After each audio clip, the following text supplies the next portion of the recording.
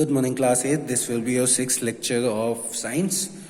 बेटा ये 6th lecture है आपके साइंस के चैप्टर 11 का, जिसमें हम फ्रिक्शनल फोर्सेस के बारे में पढ़ने जा रहे हैं। ठीक है, फ्रिक्शनल फोर्स क्या है?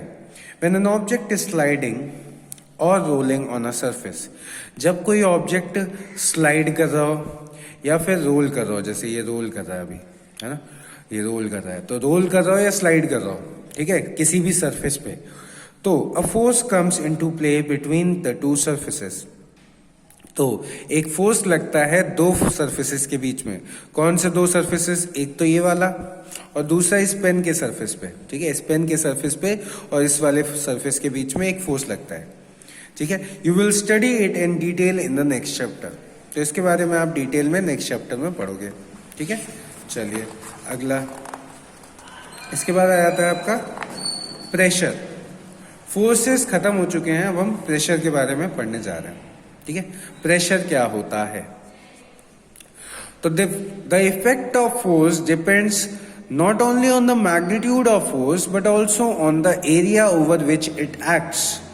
ठीक है, तो फोर्स का जो इफेक्ट होता है वो सिर्फ मैग्नीट्यूड पे, मतलब उसकी वैल्यू पे डिपेंड नहीं करता, बल्कि वो जो एरिया कवर कर रहा है उस पर भी डिपेंड करता है। ठीक है, for example the same person creates different impression on the ground in flat sandals and narrow heels. तो जैसे कि इंप्रेशन का मतलब है छाप छोड़ना। ठीक है, तो जब आप मिट्टी पे चल रहे हो तो आपके जो भी शू का मतलब शू का शेप होता है उसके हिसाब से ही तो आप वहां पे शेप बनाते हो, है ना। अगर आप नैरो हील्स पहन रहे हो, हील्स पता होंगे आपको, हील्स जो होते हैं, अगर वो हील वाले जूते पहने हैं तो वहां पे आपको अलग सा वो मिलेगा, मतलब इम्प्रेशन। और अगर आप नॉर्मल फ्लैट्स पहन रहे हो तो वहां पे एक अलग इम्प्रेशन दिखेगा।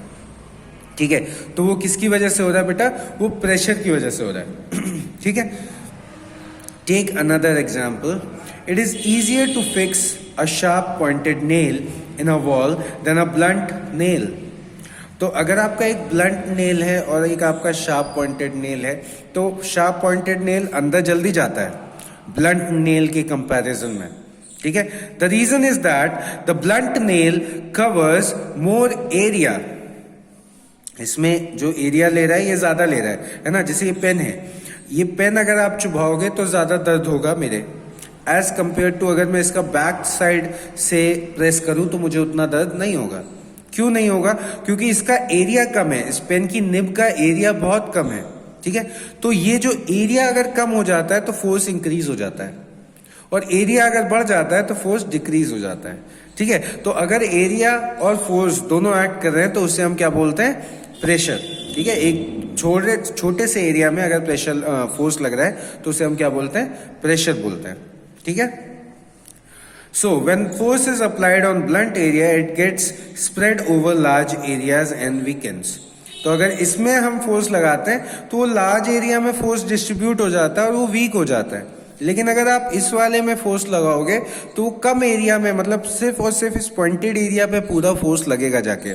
ठीक है, मतलब आप बैक साइड से हैमर करोगे और ये पॉइंटेड एरिया पूरा हैमर होगा वहां पे। समझ में आ रहा है?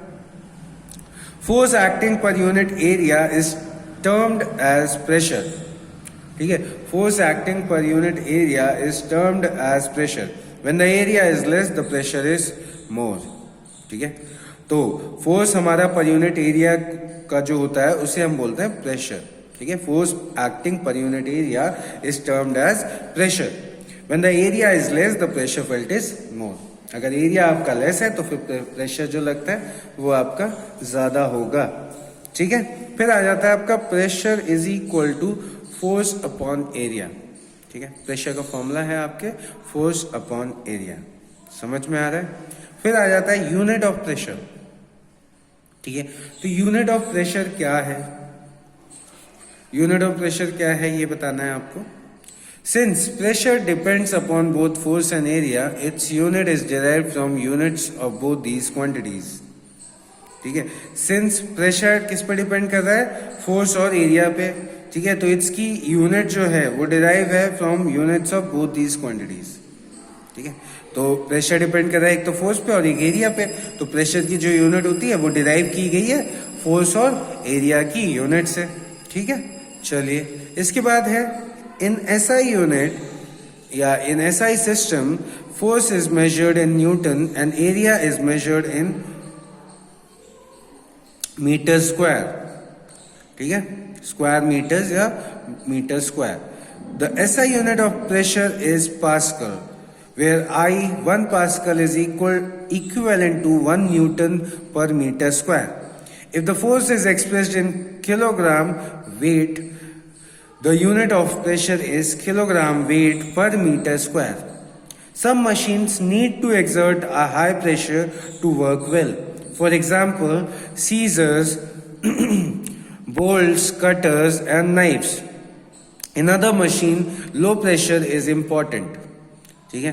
Tractors and other vehicles designed to move over mud have large tires that spread the vehicle's weight. The pressure under the tire is relatively low, so the vehicles are less likely to sink in the mud. ठीक है, इसीलिए आपके tractors के जो tyre होते हैं वो बड़े बड़े होते हैं. ठीक है, तो उससे होता क्या है, आपका ट्रैक्टर जो है वो हमारी मिट्टी में फंसता नहीं है क्योंकि उसका जो वेट होता है वो डिस्ट्रीब्यूट हो जाता है.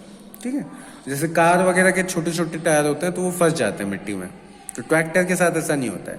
ठीक है. The SI unit of pressure pascal is named after Blaise Pascal, the French mathematician who did remarkable work on fluid pressure. ठीक है, तो मैथमेटिशियन थे और इन्होंने फ्लूइड प्रेशर के ऊपर बहुत अच्छा काम किया था, इसलिए इनका नाम के ऊपर ही प्रेशर को पास्कल की यूनिट दे दी गई. ठीक है, चलिए बेटा इस लेक्चर में आपका बस इतना ही. नेक्स्ट लेक्चर में हम इसके न्यूमेरिकल्स देखेंगे. ठीक है, थैंक यू क्लास.